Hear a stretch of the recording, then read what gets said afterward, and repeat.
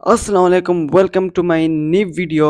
सो guys, इसमें biology का second chapter study करूँगा, जिसमें है पहला लेक्चर जो है बायोलॉजिकल प्रॉब्लम, मतलब बायोलॉजिकल मेथड क्या होता है और इस मेथड में हम क्या करते हैं।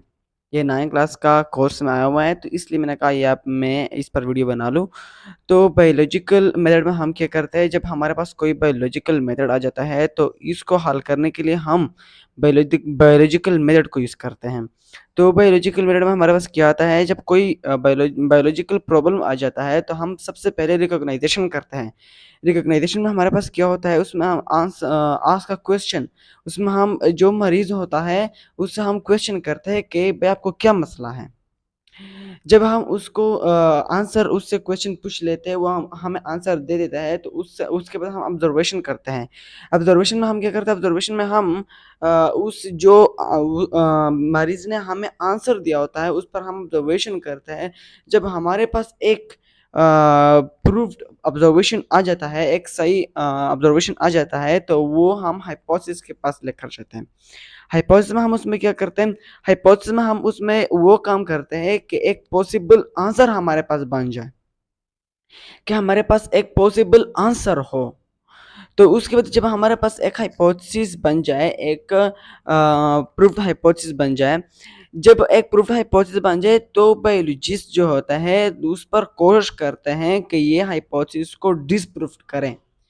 और अगर ये हाइपोथेसिस बार बार प्रूव्ड हो गया, proved again and again, then it become theory. Okay, फिर ये थ्योरी बन जाता है। अच्छा, इसको छोड़ के फिर इसके बाद नेक्स्ट टॉपिक जो आता है वो डिडक्शन है।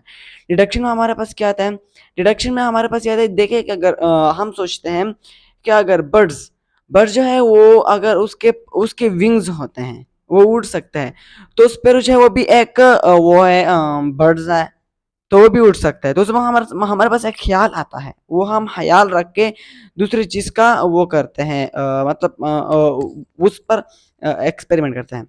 उसके बाद हमारे पास डिडक्शन के बाद हमारे पास एक्सपेरिमेंट आता है। एक्सपेरिमेंट में हम क्या करते हैं, एक्सपेरिमेंट में जो ऑब्जर्वेशन होती है, जो हाइपोथेसिस हमारे पास निकला हुआ होता है, उसके बाद जो डिडक्शन हमने लिया होता है, उसको लेके हम एक एक्सपेरिमेंट करते हैं कि ये वाकई ये बात सही है या गलत। जब हमारे पास एक एक्सपेरिमेंट प्रूव्ड हो जाती है तो उसका हम कोई रिपोर्ट तैयार करते हैं, तो उस रिपोर्ट के ज़रिए हम ये लोगों तक पहुँचाते हैं, कोई यूट्यूब चैनल पर डालते हैं या कोई बुक्स वगैरह शोज़ में डालते हैं।